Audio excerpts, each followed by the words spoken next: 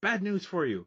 No one plays D&D because it's trendy. Watch the original video. It's a fantastic video responding to that asshole D&D tourist guy about how difficult it is to find a D&D game and how important it is to welcome new people into the hobby. But I'm going to see that sentiment and raise you this. Who the fuck cares if they got into D&D because it's trendy? God forbid someone get into a hobby because it's popular. In fact, for years, we were saying we wish this hobby was more popular so that it was easier to find games. Say it with me now. In fact, everyone, if you could help me out in the comments or in a stitch of your own, gamers are not oppressed. We're not having anything taken away from you because someone new has joined your fandom. And they are not lesser than you for knowing less about that fandom than you. You are not special because you have been partaking of a certain hobby for a certain amount of your life. You don't get any awards for having an encyclopedic knowledge of D&D lore. That and 35 cents will get you a phone call if you were alive in the 80s. Gamers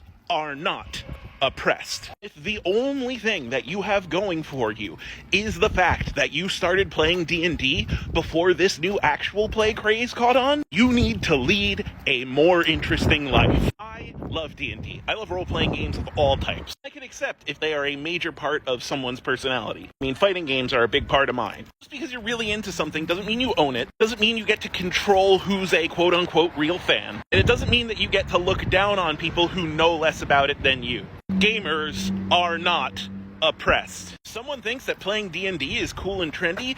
Awesome. I'll welcome them to my table. Much rather that than someone who has this stupid inflated victim complex like that guy who's calling new players tourists. This is a personal hobby. No one has the authority to call someone a true fan or not.